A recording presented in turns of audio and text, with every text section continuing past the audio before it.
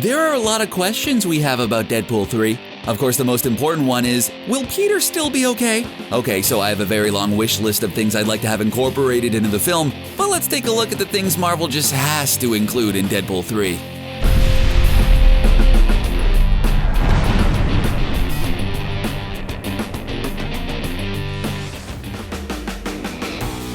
There aren't a ton of R-rated comic book movies out there, but when Deadpool hit theaters, it became the highest-grossing R-rated film of all time.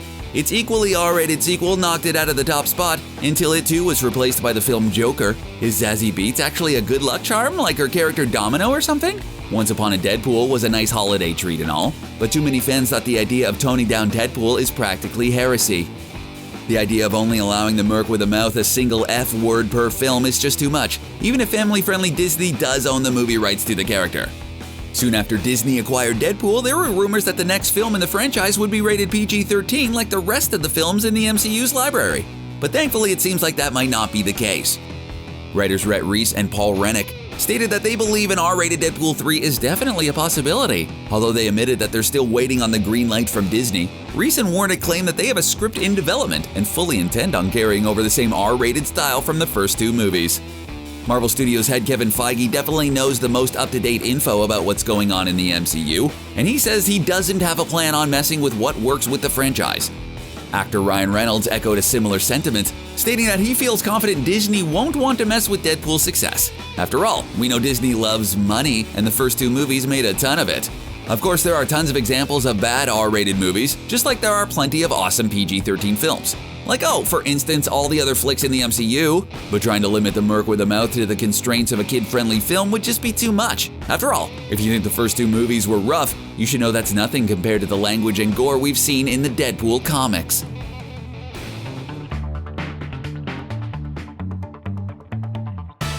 In addition to the R rating, there's something else the previous films did right that definitely needs to carry over to Deadpool 3. What I'm saying is that we need the XForce back in theaters. Okay, so maybe this superpowered team didn't fare so well at first in Deadpool 2, but Wade Wilson has definitely learned to keep his friends away from helicopter blades now. Check the weather before missions, Wade.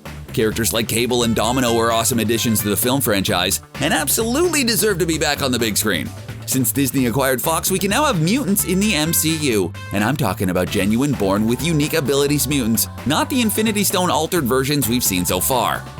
Even before Disney got involved, there was a lot of back and forth regarding the future of the X-Force. First, they were going to be a massive part of Deadpool 3, then they were going to get their own movie in addition to Deadpool 3, and then they considered nixing Deadpool 3 and just focusing on the X-Force. And then everything got canceled and Disney took over. Hail our new Disney overlords! Writer Jeff Wadlow was supposed to pen the script for the X-Force film. That never happened, and he's eager to get back to work. He's a huge comic book fan with a particular interest in the X-Men and X-Force, and is eager to start creating content from the MCU. And there's definitely no shortage of fans who want to see it. Whether the X-Force gets their own movie or not, they definitely need to be at least somewhat involved in Deadpool 3. As much as Deadpool was determined to do things in his own in the first film, he learned that there's a strength in numbers, especially when one of your allies is Colossus. One thing we do know for certain is that when Deadpool joins the MCU, Lewis is going to have some competition for Best Narrator. But there's definitely one thing we need addressed, and that's how time travel works. Don't get me wrong, Tony Stark throwing around mathematical concepts and the word quantum in Avengers Endgame was a good enough explanation for a comic book movie, but it's different than how we saw time travel operate in Deadpool 2. Will Wade Wilson end up in the MCU because he mucked up his own timeline so terribly in his own franchise? I'm not asking for an all-out dissertation on the topic of time travel, mostly because I probably couldn't understand it anyway. But the topic definitely has to be addressed at some point during Deadpool 3, even if it involves me hearing the word quantum a dozen more times. After all, we have to know how the MCU's established time travel rules will impact what we saw in the first two Deadpool movies. Will these events even have taken place? I'm obviously not asking for a complete redaction of time travel, since it's what allowed Deadpool to save poor old Peter. Oh, and he managed to bring back his beloved Vanessa, which is a close second in level of importance. As excited as I am to see more of Wade Wilson, Domino, and other characters from the previous films, I think they need to bring back Vanessa and do her character justice this time around.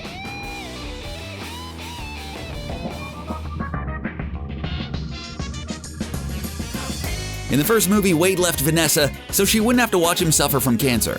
His desire to cure himself and reunite with her was an important motivator, which influenced his actions, and I'm totally fine with that. But in the second movie, she just got taken out right away and for no other reason than to motivate Wade. In the comic book game, we call this fridging. It's when female characters only exist to facilitate the development of male characters instead of being compelling characters on their own merit. The writers for Deadpool 2 said they hadn't heard of the term fridging and that the thought never occurred to them. Actress Marina Baccarin said that she trusted that the storyline was necessary and was just glad Vanessa was able to come back to life. But I don't want to see her just come back to life, I want to see her come back with superpowers! In the comics, she's a shape-shifting mutant who goes by the name Copycat. In the comics, Copycat is hired to impersonate Domino in order to spy on Cable and joins up with the new XForce strike team. She's able to replicate others right down to their fingerprints and DNA, making her incredibly powerful and versatile. If we're getting mutants and the X-Force in the MCU, then it seems only natural that Copycat should be among their ranks. Deadpool 2 really did Vanessa dirty, and Deadpool 3 is a chance to do justice by her character. Plus, who doesn't want to see more of the talented Marina Baccarin when she isn't perishing terribly? And speaking of mutants, for a long time the M-word was the metaphorical element in the MCU, but now that times have changed, I'm expecting to see at least a reference to the X-Men in the third Deadpool movie, if not a significant setup for future films. This massive bunch of mutants isn't going to be easy to incorporate into a pre-existing universe, and giving out hints early is a great way to make their eventual arrival seem less abrupt.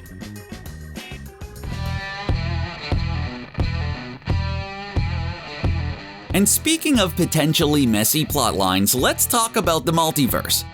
This could be a simple way to explain Deadpool's existence in the MCU, and the fact that we've never seen him before or heard about any of the events he was involved in. Well, relatively simple at least, since the concept of infinite universes is kind of complicated. It would be interesting to see how the major plot points of the first two Deadpool movies are explained away in the third film, and I would be pretty disappointed if the blip isn't addressed at all. It's the biggest thing to ever happen in the MCU, so Deadpool 3 will at least have to mention it. Plus, there's the possibility that some characters will have gotten dusted while others aged 5 years. For all we know, Negasonic Teenage Warhead could be Negasonic Mid-20s Warhead by now. Just like it might take some time to build up the X-Men, I wouldn't be surprised if Marvel starts hinting at Deadpool's MCU debut. We have Doctor Strange in the Multiverse of Madness coming out in Phase 4, and it's undoubtedly going to be a pretty crazy film. Not only does the title literally describe a multiverse of madness, but we know the notoriously powerful and unstable Wanda Maximoff is going to be a major character. If she and Doctor Strange are going to be exploring the multiverse, they could give us some clues that Deadpool exists on a different timeline, or talk about how he messed with the time-space continuum back in Deadpool 2. I know usually Wong is the one who gives lectures on that kind of thing, but maybe it's time Doctor Strange started. It's possible the Merc with a mouth will make a cameo at some point during the movie, or that we'll take a look at the now defunct Fox universe during a post-credit scene. It definitely makes sense to have Deadpool exist on another timeline, but that doesn't mean we don't want to see him in the main MCU. Watching Deadpool interact with his fellow heroes is one of the highlights of the franchise, and we all want to see him hanging out with the rest of the Marvel heroes. Having Deadpool and the X-Men join the MCU is like having a Marvel family reunion on the big screen. And even if Deadpool has to sit at the kids' table, we want him there. Obviously, my top pick for Deadpool's new MCU BFF is Spider-Man. These two have a great, if not always peaceful, relationship in the comic books, and I've been waiting forever to finally see them on the big screen together. And if the whole X-Force thing doesn't quite work out, there's definitely no shortage of extra space on the Avengers team.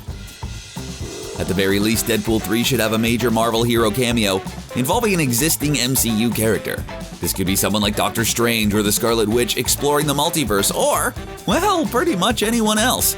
Deadpool isn't exactly the easiest to get along with hero around, so seeing him trying to play well with others is always entertaining. Overall, what we really need for Deadpool 3 is just to come out already. I know there's a lot of awesome stuff happening in Phase 4, but the Deadpool franchise was off to such a promising start, and fans just want to know that it's going to keep being great.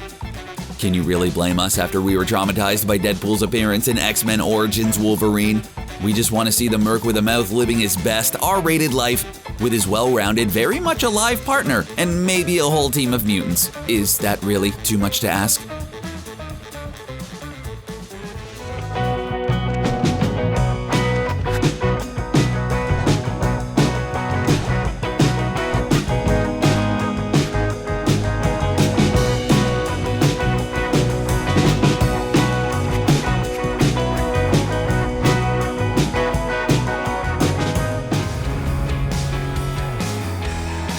what's on your wish list for the third Deadpool movie.